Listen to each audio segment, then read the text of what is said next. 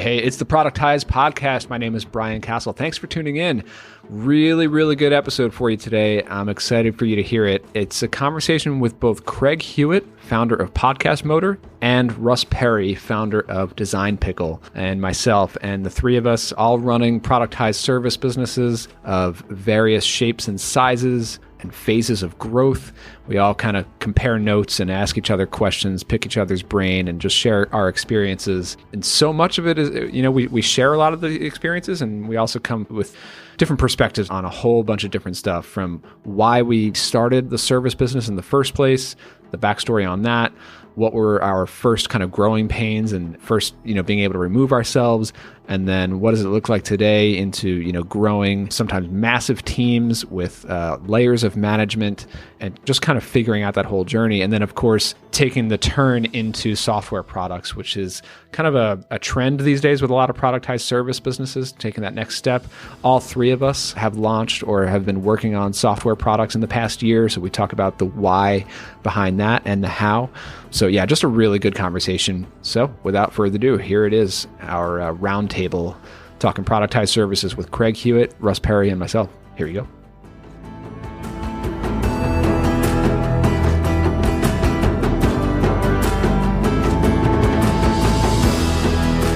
All right, so here we are. I'm talking to Russ Perry and Craig Hewitt today. We've got a threesome on board instead of the usual one-on-one. And I believe, Russ, you were on the show back on episode 19, so folks can kind of link back to that. And you've been interviewed everywhere, so people kind of know your story by now. But hopefully. Yeah, so Russ, you're the founder of Design Pickle, and Craig, you are the founder of PodcastMotor. All three of us, among other things, but we're all running and growing active productized service businesses. So I thought it'd be cool for all of us to kind of share notes today and see where we go. Awesome. That sounds good. Yeah. So, why don't we start it off for those who aren't familiar with you guys? Why don't you give a quick, the elevator pitch of what your businesses do? Craig, you want to start it off? Yeah, sure. So I'm the founder of PodcastMotor. We do kind of concierge podcast editing and production. And we've been doing it for going on 3 years now. And have a team of 13 people helping around 30 customers on a monthly basis with their podcasts. And it's been a great business to build and grow. And Brian and I have talked and learned a lot together, I think, through the years. And so it'd be fun to kind of throw around some thoughts and ideas here with you and Russ. Yeah, very cool. And, we're going to get also into the other products that we're all working on. So why don't you talk about the software stuff you've been working on, Craig? Yeah, so kind of along the lines of podcast editing and production, we've just launched Castos, our podcast hosting platform, which is kind of going right up head against Libsyn and SoundCloud and Simplecast and the other kind of handful of other podcast hosting networks. And we have a really strong integration into WordPress, which is where we got started with everything, with a plugin called Seriously Simple Podcasting. And so, historically, a lot of our podcast hosting customers have been WordPress based. And then with launching Castos as our new hosting platform, that's opened it up to not necessarily have to be kind of based out of WordPress, and anybody could use it. So, yeah, I think we'll talk about shifting focus and kind of why and what that means. But that's been a huge learning experience for me. PodcastMotor as a service is pretty well baked and understood and systematized and predictable. And then getting into software and prioritizing it versus my other business kind of interests and time and money has been a steep learning curve this year for sure. Yeah. I think I know I'm in that boat too. I'm sure all three of us. So Russ, how about you? For the three people in the audience who don't know what Design Pickle is, tell us about that and what else are you focused on right now? We design lots of things. Yeah. So we're a graphic design company. And again, in this niche of productized services, we're a subscription-based model for getting part-time designer to help out with whatever you need. Basically, the limitations are what you can explain. And I've recently found out, just a side note, there's a secret menu of Design Pickle, kind of like In-N-Out, which is like a hamburger place out here in the West Coast. I didn't know this till we had all of our team together last week, but there's these secret ways of like requesting logos that people know how to request a logo from Design Pickle, even though we technically shouldn't do logos, which was it was kind of like a cool subculture I found out about. Like, I need this picture that kind of represents a brand. Yeah, Be square. It is, but it's dope. But don't use the word logo because they won't do it.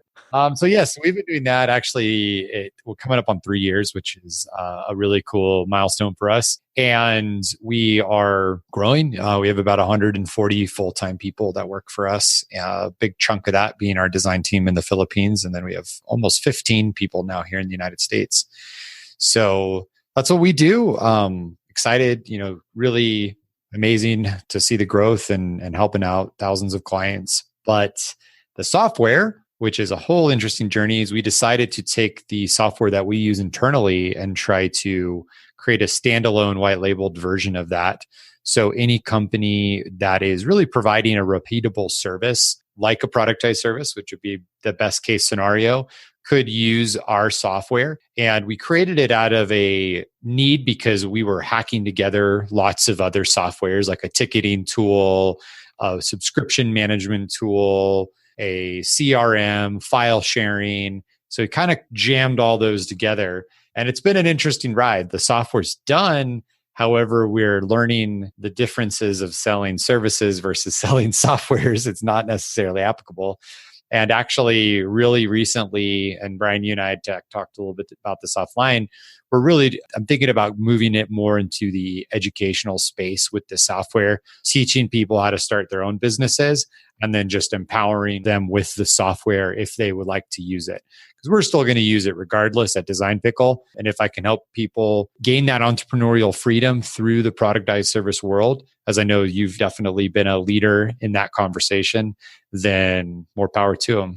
Yeah, very cool. I'm sure the listeners know my businesses, but just where I kind of like align with the two of you guys, with audience ops, I've always thought that, and Craig, you and I have talked again and again about this, how like it's so similar to PodcastMotor in that we both do like a production line of some sort of content where you're producing podcast stuff. I'm doing blog articles with the team, and it's very similar in that way. So audience ops today is, it's about 20 people. Some are full-time, most are part-time or like most of their time contractors kind of deal. The majority of the team are in different corners of the US.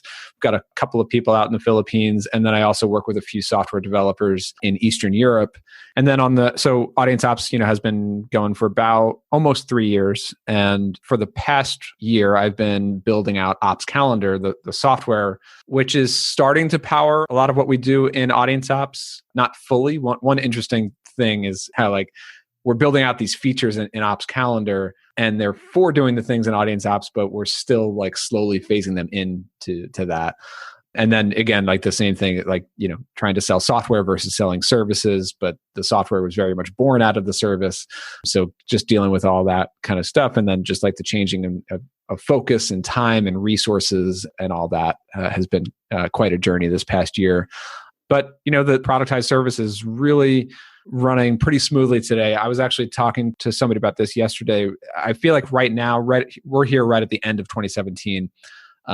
This is probably the most checked out that I've been with Audience Ops. I still do some things, like I'm still involved in the sales process, and I'm there day to day to like kind of coach the team a little bit. But beyond that, it's just really minimal in terms of my time. And the majority of my time is basically being just, sunk into the software stuff, as well as the productized course, which I'm right now also doing a big revamp of that. And that's also a byproduct of everything that I've done.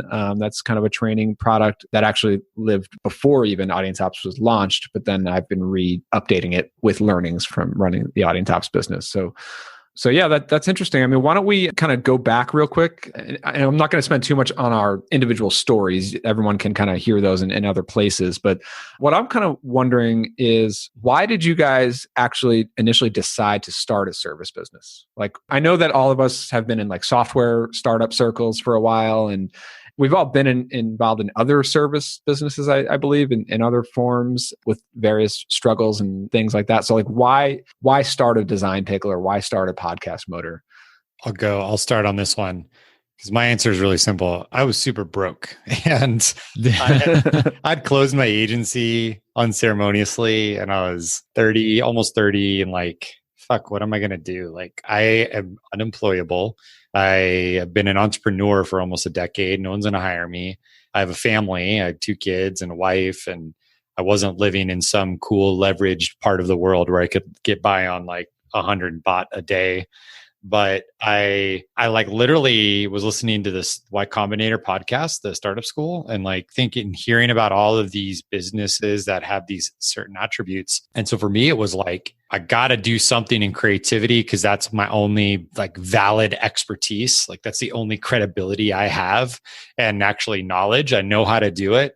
I had a team abroad, although it wasn't like a SaaS model like we have now. And I was broke, dude. I needed money now. So I was motivated to get it going and to launch it. And there's like really good entrepreneur.com answers out of that. You know, I saw the opportunity. It was this pain from my experiences, but really it was like, how to get paid. Yeah. Now, what's the fastest way to make some money? Yeah, not like let me develop this software and hope I get paid in 6 months. Like, what could I sell today?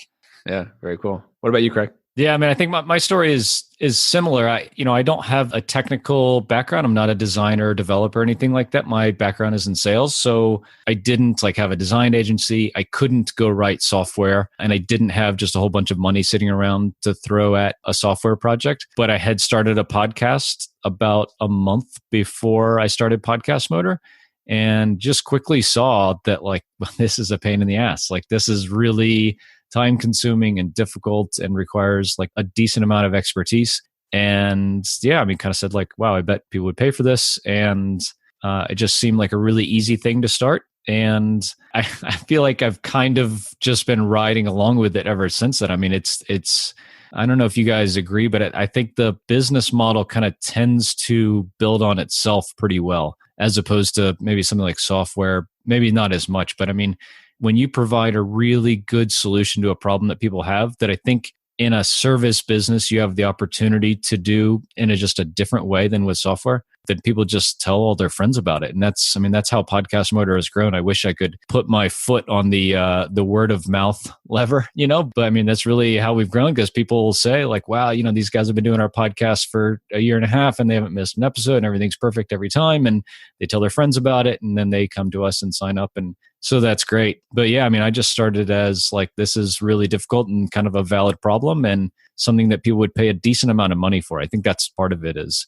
you have to be able to get a pretty good chunk of money to make a productized service work, I think. Yeah, I mean, I just feel like by being open to the idea of offering a service as the basis of your business, it opens you up to, okay, we can actually tackle a really hard problem and charge a lot of money for it. Whereas if you're limited to only software initially, or even only like training, there's kind of a limit to the number of available problems that you're actually able to solve. I mean, I found that when starting Audience Ops, I was like, if I'm going to offer a content writing service, like what's the pricing going to be? Like what would be involved? And I didn't even know that, like, so I was coming off of the sale of Restaurant Engine, and it was a big game changer for me, but it wasn't like a life change. I didn't have runway for years. I had runway for like... I like that, game changer versus life changer. It was game changer, not life changing. I mean, it was probably the biggest thing that I had done yet, but it was not like I couldn't live beyond 1 year on that, And so my thinking at that point was like, so I was actually going to just start a software. I was trying to start a software business, and I had a few ideas that I was kicking around, starting to do some validation. And I was like, even if this shows promise, no matter what, I still have to hire a developer to do this. And that's going to be a year before the thing is even usable or, viable to start building revenue. And then you've got like another year of marketing it. And it's like, that's just not sustainable. I'll end up having to go back to consulting anyway, which I really didn't want to do. But then I was like, all right, so then what's the fastest way to launch a service to revenue and to a point where I can just basically pay my own salary and fund new products down the road, not new products like immediately right now. And also I was thinking about like kind of strategically into a market that aligned with my people. I was coming out of Restaurant Engine where I was selling to restaurant owners who I was basically sick and tired of talking to every single day. And then, I wanted to do something in the entrepreneur marketing space, which are people that I'm talking to anyway. So I knew that there was potential there, and it wouldn't be service forever, or at least the service would continue on, but I figured at some point I can grow into other products for that same audience. And that's where I'm finally getting to now, 3 years in. And I want to like kind of go back on the pricing and the money conversation, because what I realized is like services, whether they're productized services or the regular service, they're value driven pricing. Like, how much do I value what you do, and am I willing to pay it or not? And the markets decide that, like the people decide that often on their experiences, like their past experiences of either good experiences or bad experiences. And if they've had a lot of bad experiences, as they might have had in copywriting or design or technical side of podcasting, they're going to value a good experience a lot more. So it allows like us to have a lot more price variability in terms of the upper side of those things, because people have had the right amount of pain, unfortunately for them, that you could put $1,000 price tag on something and they're going to say like, well, that's worth $1,000 to me because, man, I've wasted $30,000 going another direction on it. Whereas software purely it's often solving a novel new thing that there's zero comparison of consumption. Like, I've never purchased a app that buffers my tweets before. Like, I've never had like this crazy pain around that. So Buffer can only charge $10 because I'm only like, that's all I have. Yeah, like what are you comparing it to? Exactly. So from like how do you make money conversation, this is what I think is so rad about productized services is you just out of the gates can get profitable, even if behind the scenes it's a super, rigged out system. I always joke like Design Pickle, like you don't even need a paid account to use Design Pickle the first few months. Like if you just knew the email address, you could just hack the system totally. But we could charge enough to like actually have money. And that was like a huge eye opener when we tried to launch Jar a few months ago. It was like, here we go. Here's this awesome tool. And no one had any experience around the problem we were trying to solve. So no one even knew the value of $40 or $10 or $100. Yep. I was asked this question after a talk recently at a conference, and it's kind of like, how do you charge so much when your competitors charge 80% less in some cases? And the answer for us was we were so busy and growing so fast, and I was probably so bad at hiring and growing our team that I just raised prices until our growth slowed down. And as a result, we started getting better customers. I think it's kind of like the reverse of what you're talking about, Russ, is we raised our prices and started getting better customers, more businesses, less, especially in the podcasting space, less kind of hobbyists who expect the world tomorrow on, perfectly on time and everything. But we raised our prices kind of out of some pain.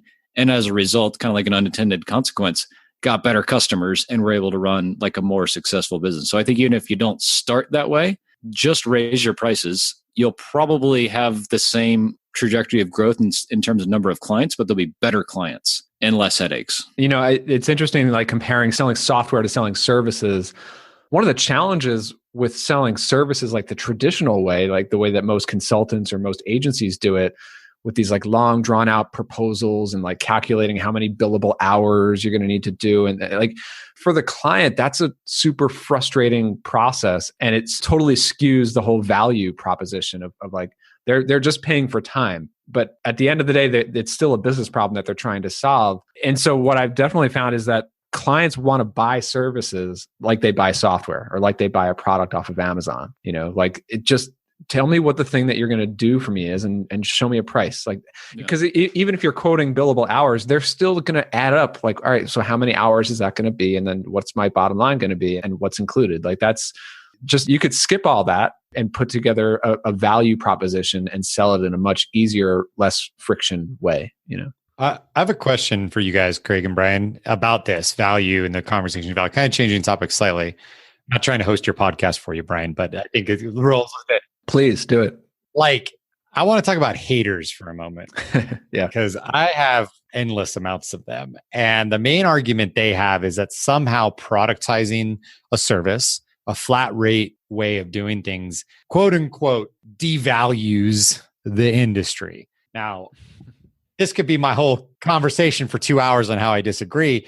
I'm just curious if you've at all encountered that in your respective industries and kind of what your thoughts are. It's interesting you say that. I guess the question for you, is that like the design crowd giving you that? Yeah, like I went to Rhode Island Art Institutes and on like you have slaves working for you and it's ruining America. I've seen that a bit in the design community, like I've seen the outcry over like 99 Designs and other sites like that. Like honestly, I think that's BS. Because like most of those designers are not going to take the jobs that you guys are doing in Design Pickle.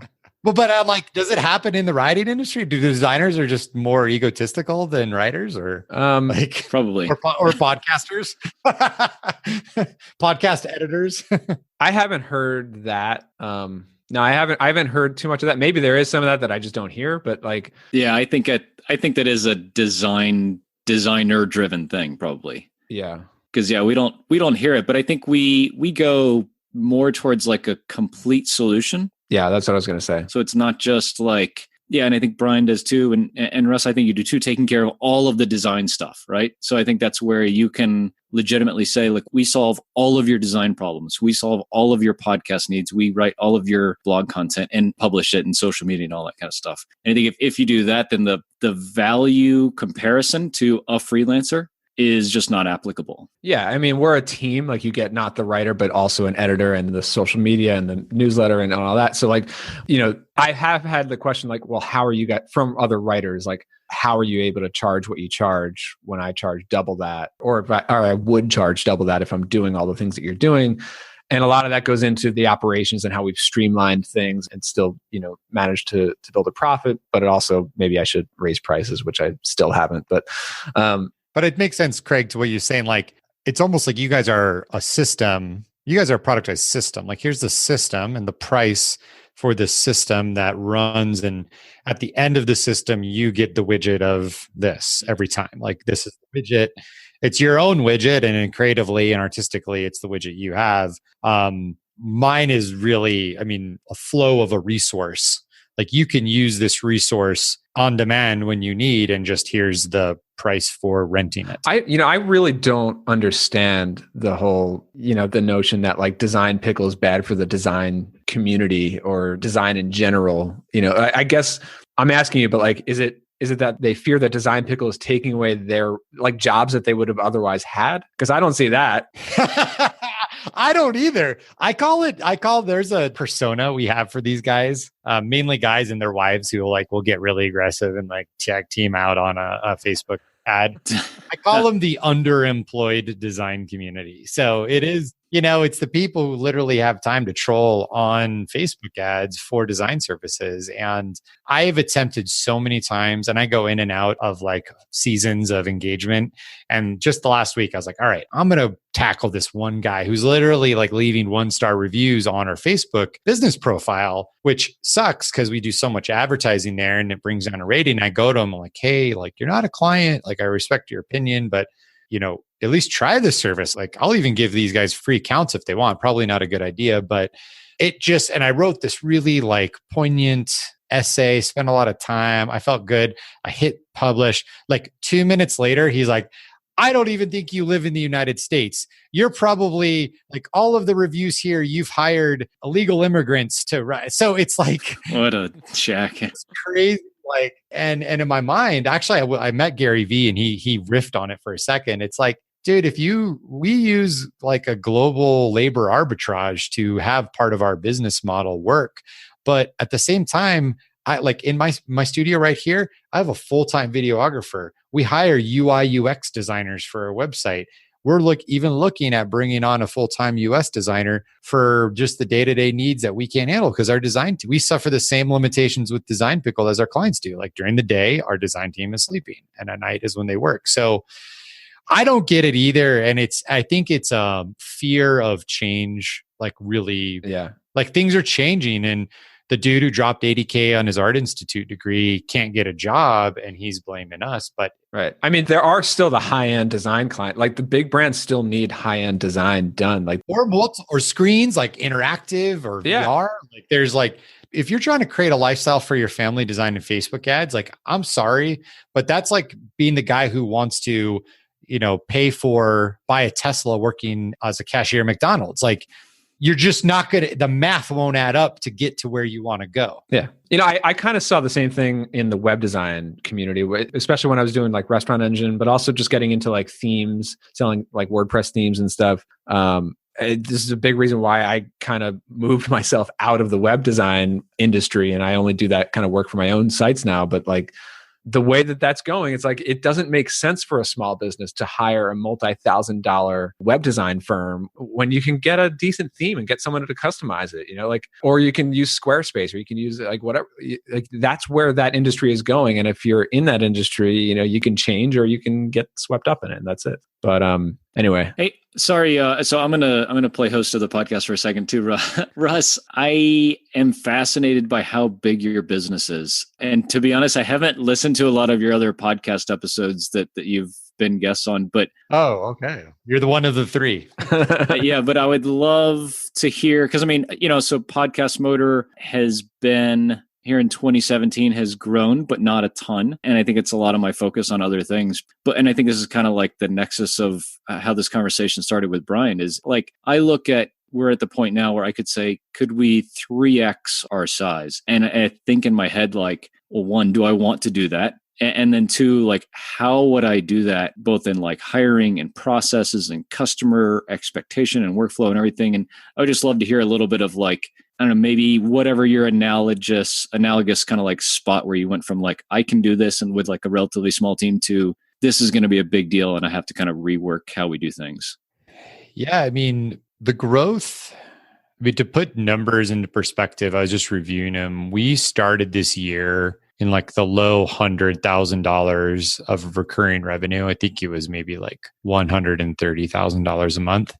And we'll close out this month at like recurring revenue of $550,000. So we're just repeating it though. Like that's the big thing is like, I almost envision, I'm a visual guy, obviously, like a family tree. And we figured out how to like serve, say 20 to 30 clients really well with the organizational structures and the processes, and then a pod of designers and some support team around them. And we've just repeated that and we just continue to repeat it. And the paid acquisition has been really key too, not to mention the offering, because it's like a more general, I'd say we're broader than blogging in a way. I'd almost argue that like people can get design even easier than writing, which is still pretty easy. And definitely podcasting's more niche than writing and design. Yeah, there are so many different use cases for Design Pickle than like one industry. Right, yeah. But the growth for me came into kind of like the question, Craig, we were talking about you live in France and the lifestyle. I sort of decided, look, I'm going to try to crank on this for 2 or 3 more years and see how big we can make it at probably the expense of, the life component. Although I try to incorporate it still. I do like travel in the summer but I'm pulling 15-hour days on regular, traveling to the Philippines.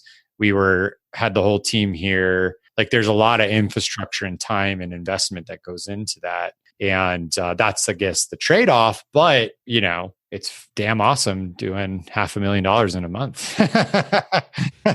Hell sure. Yeah. Yeah. I mean, that definitely takes me into one of the big questions I wanted to talk to both of you guys about is like just removing ourselves from the day-to-day and like not getting sucked into it. I guess going back, and then we could talk more about current, but like what were some of the very first key milestones where you able to like let go of key things that just freed up hours of time so that you could focus on growth and other things? Yeah, I mean, for me, it's just we've hired people kind of at each step of the process along the way. So audio engineers, show note writers, and then like a production manager. And kind of like Russ is talking about, we've hired just more of those people aside from the production manager. And I think that at this point, I handle sales and some kind of like advanced customer support, like exceptions to our general rules. But I mean, in all honesty, we're at the point where our one production manager is kind of capped out. Our audio engineers and our writers are pretty close. So like if we're going to grow and I stay out of the business, we have to hire like a whole nother pod basically of people. Yeah. To add on to that, no different documenting it from early on, as simple of an idea that was key. And I created a lot of the systems initially just on a Google Doc, and here this happens, and here's how the files are named, and then this happens to go here. And that forced me, and I never ran it ever from the beginning. Like from day zero, I had a designer and a project manager. And so there was never this point of delegation that I had to hand off with getting me, quote unquote, out of the business, because I was always sort of removed from the primary deliverable that we were selling. And that then allowed me to do marketing activities, videos. I learned Facebook ads initially off a Udemy course to do our first Facebook ad campaigns.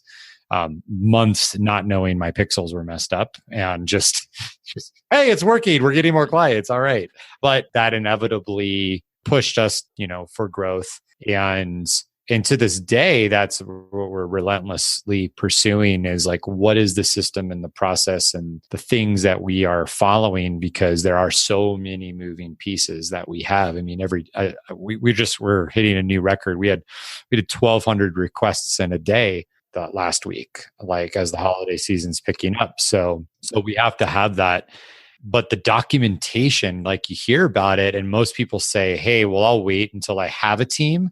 I was documenting when it was just us, like me and the outsourced designer and the project manager. And the tip actually I gave last week was document as you're actually doing it, not like theoretically thinking about the process, because you'll like, all right, here's the process, and you write it out, and then you go to do it. And on step 2, you change something, and then all of the other steps are irrelevant because it's not the actual process. I've jumped the gun a few times on that and made that mistake too. But but actually, like you, like I actually had to convince myself that I did actually want to start an audience ops, like a service business, because I remember like the only way I'm going to start this is if I'm never the one doing the writing. Like I have to start with other writers from day one, and I did. So early on, I think I hired like 2 or 3 writers, but I was still the project manager, and I was doing sales and project management. And then the first real step, probably like 4 or 5 months in, I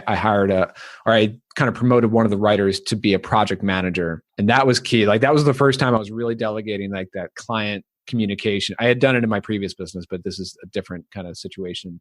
And then the next kind of phase of like 6 to 12 months from there, it was that one project manager really growing and taking on all project management work for all clients. And that just got really like a year of that. She was like, Brian, help. This is not cool anymore. Like, so that's when that was like kind of like the next phase of like growing from 1 to 3 project managers. And then even that got another six months or so, that got a little bit out of hand. Like, I just starting to understand what the limits are of each person's workload, to the point now where we're like, we know for a fact, like PMs can only manage X number of clients.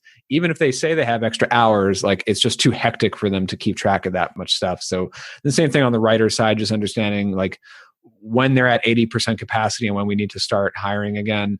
And then the more recently, like about 6 months ago, this has been really a game changer, was making one of the longtime managers the internal team manager, the operations manager. I mean, Russ, I'm sure you have like several of these, but like this was the first time I just made the announcement to the whole team. I was like, everyone, whenever you have the questions or things to escalate to me, you're not sure how to handle something, all of that goes to our team manager now. And none of it goes to me. And then she decides what to bring to me, and she'll give me like a report, and that's about it. And I mean, that has just freed up hours of my day, because even when I had the systems and the processes in place and the team in place and things are running generally pretty smoothly, it was those, hey, how do I handle this situation? Or, hey, this client had this question, or, oh, something went wrong here. What do we do about that? It was 4 or 5 of those questions every day that was just eating. I was just stuck in my inbox for 2 or 3 hours a day, and putting that person in between me and all that was just so huge. Craig, I want to actually give you an experience around And for everyone else who's listening, like the hiring flow that we had, which actually is really vital for recruitment for us, is we actually created a hierarchy of advancement and everyone comes in at the same level. We don't hire in at a management level. We don't hire in at a level other than designer. Like that is the step one for us. And we pull all of our team members for the managerial or operational roles from the design pool. And for an outsourced team, and if someone's listening thinking about starting a productized service with an outsourced labor force, this is like so game changing for our recruitment because there's usually not much advancement for an international designer other than just to be a designer the rest of your life. Like that's like your blessing and your curse. If you want to get into management, you have to that has to be what you study. That has to be what you start out with. That's how you build your experience. You're not going to hire a designer to go into management or a designer to go into marketing or whatever, because it's so hierarchical and linear in other countries, especially in developing countries. And so for us, we could say, look, you come in as a designer, but if you want to be promoted, and these are promotions, into a customer success role, we'll take you and we'll put you there, or a management role or wherever. And that gets us really motivated folks to come work for us because they see that career path. And it's not just, I'm just an outsourced designer for the rest of my life, just trying to get a little bit more per hour doing design. No, that's great. I mean, I think we kind of fell into that with the gal who is our project manager at this point, was a show note writer for us. And she kind of came to me and said, I don't want to just do this for the rest of my life. What's this look like? And so I, again, kind of just got lucky, I think, with that. But I haven't used that as a hiring angle. But yeah, that's a great point, because I think that audio engineers or writers would be in the same boat. Hey, this is a upward trajectory opportunity.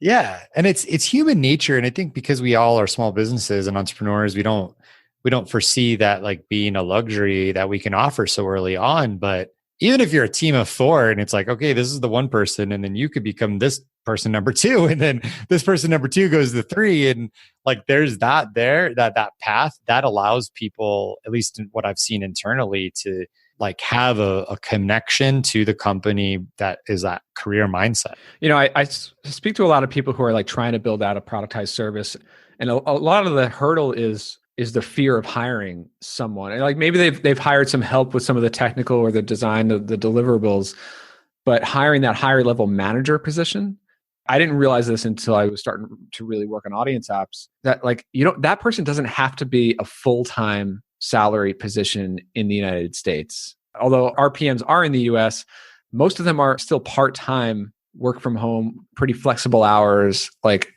that role does not have to be full-time. And there are super, super talented people, super motivated, looking for, and they have like high caliber skill sets. They can talk to clients really confidently. They can manage really complex projects. They could talk to the team and manage the team. But they're work from home moms, or they're like stay at home moms, or they're freelancers. They've got other gigs that are like come and go, but they want something a little bit more stable in their like portfolio. They want to come in and spend like 10 to 15 hours a week. They want to be part of a team when they're used to being like solo, working in their bedroom or whatever. It's like, there are really talented people who they're sick of the corporate lifestyle. Like, I think that there's something to be said for that type of person to bring in, I'm going to have to slightly disagree with you, Brian, but in a very specific way. Go for it. A guy was talking to me about his productized service business. I forget what he was doing. I think it was like WordPress updates or development. He's like, Russ, I'm having such a hard time finding people. Like every time I find somebody, it works out and then they just totally bail. And he's using international teams. And I'm like, all right, well, like how are you hiring? I'm like, what's their salary? He's like, oh no, I'm just paying them hourly, like for like the work they do. And I was like, dude, if you don't commit to them, they're not going to commit to you. And I agree with you in the sense, I don't think everyone needs to be a W-2 full-time, earner here in the States, but there needs to be that show of commitment. Like, hey, I'm not going to micromanage you with hourly rates. I'm going to pay you this weekly. Here's what I expect. It's like this pseudo salary. I just made that term up, but like a pseudo salary where it's like, here you go. Here's my commitment. Here's what we do. But you don't have to I'm not watching you, making sure you clock those hours to get that money. And that was what we've done from the beginning. It's like designers are actually taken back. They're like, well, Like we do break it out on a 40-hour week just from a promotion standpoint when we give them a raise. But they're like, well, do I need to record my screen, which I learned people have to do sometimes to prove they're working? No, you just do the work and you get paid like a regular job. No, yeah. And I mean, I've always veered away from doing the hourly thing. And yeah, we just have like agreed, like this role has this rate for these deliverables. As long as you deliver them on the day that they're due, you make your own hours and but I've actually, and this is different when you get to different levels of growth. And we have some people who are like full-time and some are still in this like part-time role. But I found that like, since we do seek out people in the US, I tend to seek out full-time freelancers and they want to be, and some of our part-time people, like I've been begging them to go full-time and they're like, no, I kind of want to stay freelance and still just spend, half my week working with audience ops. And they've been on the team for like 2 or 3 years. Actually, I was just sending out Christmas gifts to everyone. And I was like, more than half the team now is over like 2 years in. And most of them are still freelancers. And it gives them that stability. I think that doesn't work for every business and every situation. But like a lot of people kind of discount that opportunity to find really, really talented people who don't want to go slave away at a job 40 hours a week, So yeah, it's interesting. Yeah, I don't know if this is a good segue into talking about software and our other type projects, but we're going to start doing this with our developers going into the new year, is just have a monthly rate that we pay our developers. And it just kind of assumes, okay, you were working about this many hours a week or a month, and that's cool, but I'm just going to pay you a set amount now, and you tell me when you're kind of out of hours, but you budget your own hours to where you work for us about this much. And it's not full time, just because, Castos is it's not doing $500,000 a month yet. So we can't afford full-time people. No, it's definitely yet. Yeah. But I think I do want to show that commitment to them to say, okay, we're not just dating anymore. We're going steady, and I'm going to pay you, ahead of time. You're not going to record your time anymore. It's just going to say, this is it. We're going to pay 20 hours a week worth, and they'll pay you up front and just go. I do something like that with my developers. I pay them basically, what is it? Yeah, it's a monthly flat fee, because software is so unpredictable, both for me and for them. Like they don't know how long I'm willing to commit, and I don't know how long it's going to take them to deliver X features. And so when they start out, like after they pass a trial period, then I'm like, all right, I am going to commit to this at least 2 months, but probably throughout the rest of the year. And then we kind of agree that like under this salary, we're expecting, 3 to 4 full days a week, which sometimes stretches into 5. And then I split that among a couple of, right now I have 3 developers working on the software. But actually that is a good segue, because I wanted to ask both of you guys, all right, so 500K MRR, growing service business, PodcastMotor is well established, several years, doing really well. So like, why even go into other products at all? Why not just keep growing the service? I've been asked that question 1,000 times from masterminds and other places. So like, I'm curious about your guys' thoughts on that. Especially when you look at like 6 figures that could have been in your pocket. Yeah. God damn it. Yeah. Craig, I'll defer to you.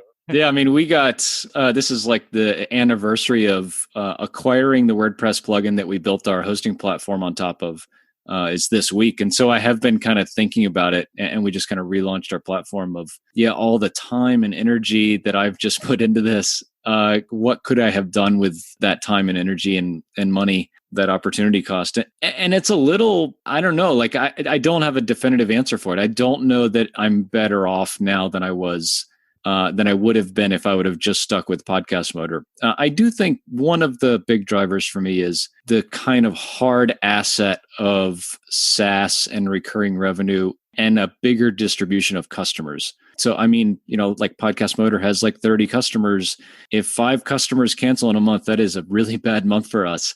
Already with Castos, and we say we have 500 customers. If 50 of them cancel, it's not a huge deal for us. So I think one, like a SaaS product, if you're going to end up selling it in the future, is worth a ton more money for the same amount of revenue on the secondary market. And I think all things being equal, a software product is more predictable, because I mean, now we're a hosting provider, like it's not complicated, but like you need us to host your podcast files. And if you want to go move them, it's a pain in the neck, right? So I think that like once somebody gets set up on Castos as a hosting platform, they're going to stick around for a long time. As a service business, it's just more subjective, like, oh, they didn't get us our stuff on time, or it didn't sound good, or you're too expensive. And I have a buddy who can do it for $20 an episode. I feel like a service business is a little unstable. At the same time, from a business perspective, it's so much easier than software. I mean, and I feel like we've gotten pretty easy with growing a SaaS app to a decent level here in just a few months. I don't know. It's not a definitive answer, but that's kind of the back and forth I have in my head right now.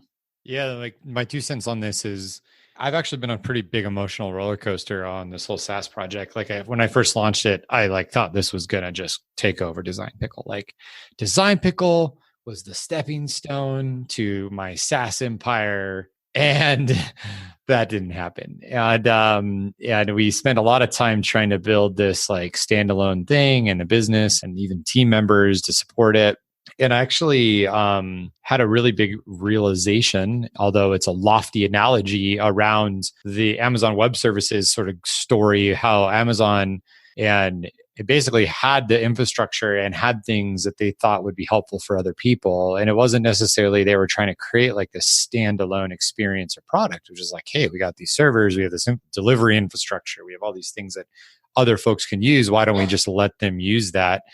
And that's been my new mindset with the product is we're actually going to have it be at its core, the engine of Design Pickle, but there will always be a version that can support other folks around their entrepreneurial adventure. And it may not dwarf Design Pickle, but at the same time, it'll be a very narrow focus. And that's also why we're adding on education, because the three of us could get how to use our software really easily because our mindsets understand productized services, but that's not common. And Brian, I know you believe this too. Craig, I'm assuming so. Like, you're talking to the guy at the 9-to-5 job, we're going to be like, bro, go start a productized service. Like it's the easiest way to get going. Mm-hmm.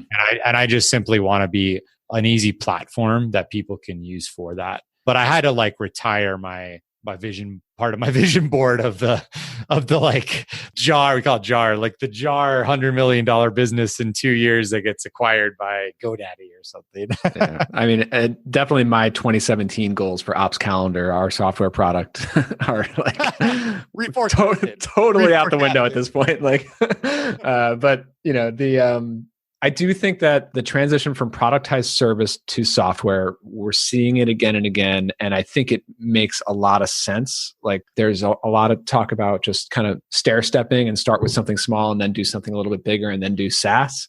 I think by kind of planting your flag with a productized service, that's an engine for cash flow, number one, but also just learning a process around a killer problem to solve. And then out of that, kind of develop a problem to solve with software, which, you know, like Ops Calendar, I never would have even thought about that at all before working on audience ops for 3 years, you know.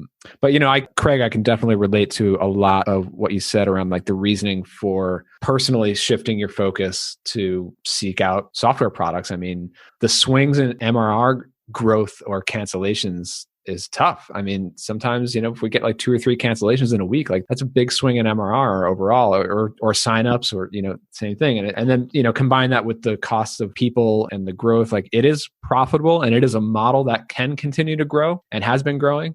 But, and I know, I mean, Design Pickle is kind of, the business model is structured differently. I'm sure it's, the profit margins are just a totally different structure, but the way that mine and Craig's businesses are structured, I could see how it's like, I guess the term would be like it's growable, but it's not as scalable as like a SaaS would be. So there's that. And while I enjoy working with my team, I don't really see myself interested in growing like 100-person plus team. I mean, but at the same time, I can see myself waking up a year or two from now, be like, oh shit, we have 100 people. Yeah. And I'll give just kind of like a little bit of view from like the other side of the SaaS hill. It is like at this point, we have a really well-baked product and we have new customers coming in from like organic growth channels, and we don't ever touch most of our new customers.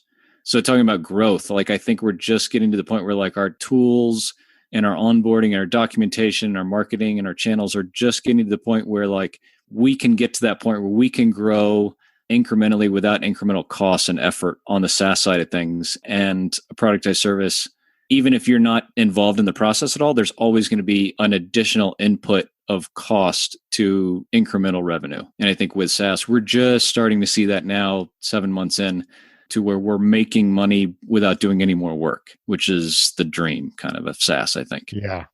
Dude, that's like crying a tear of sadness and jealousy. It's like we get a bunch more signups. It's like we're literally licensing. You guys heard Creative Live, the training company out of Washington?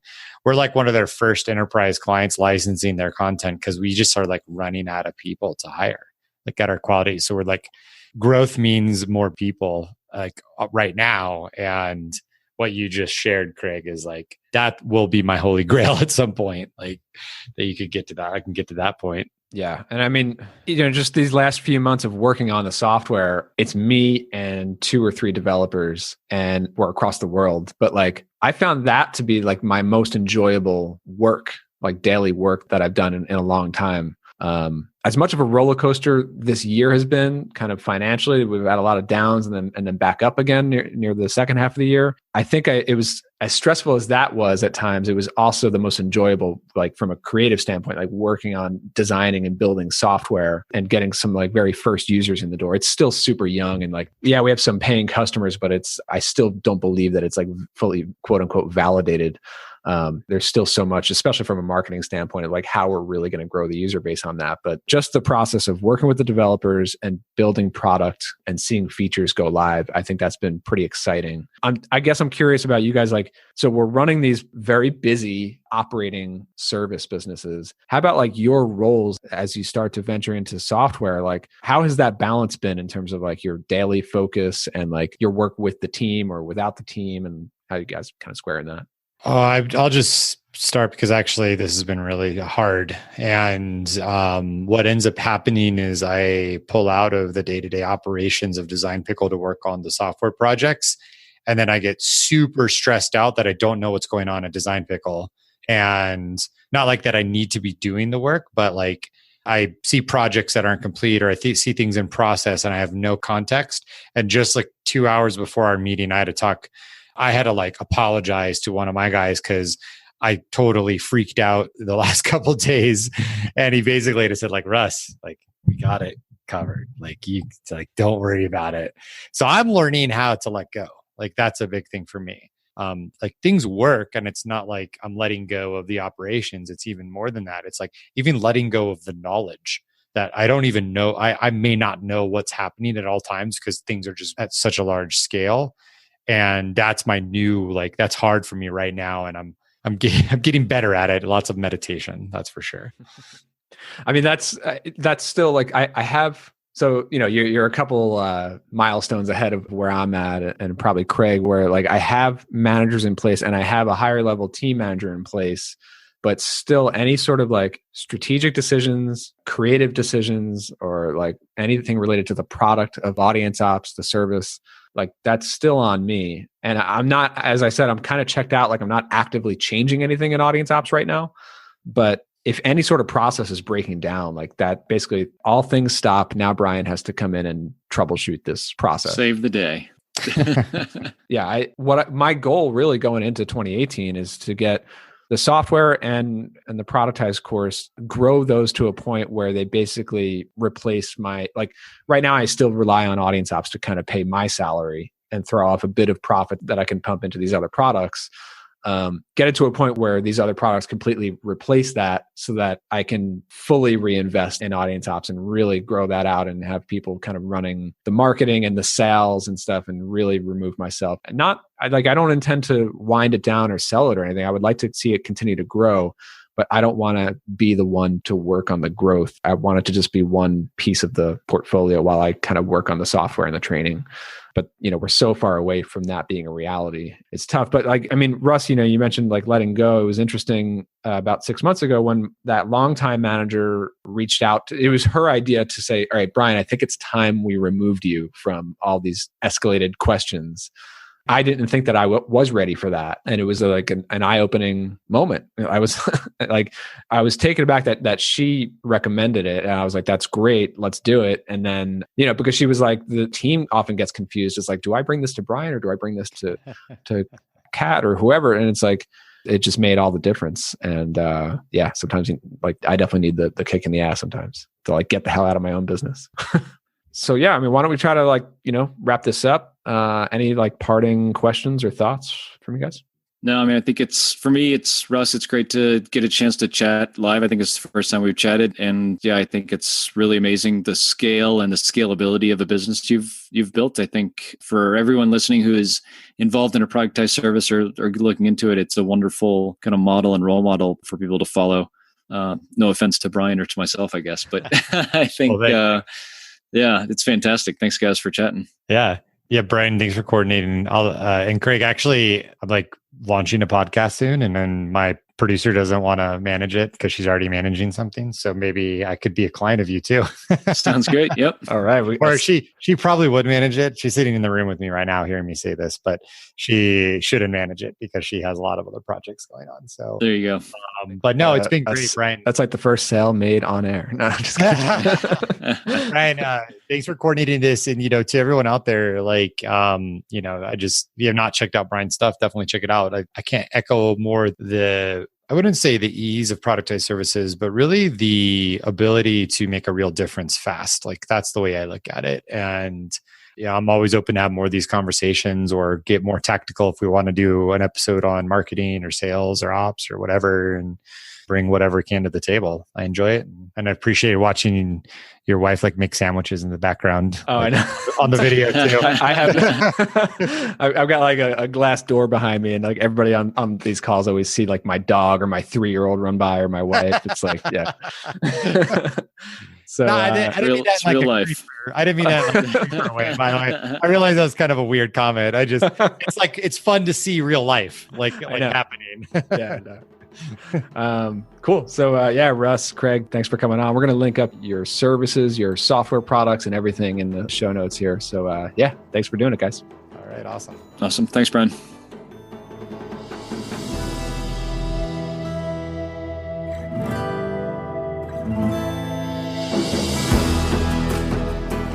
Hey, before you go, have you checked out my YouTube channel yet?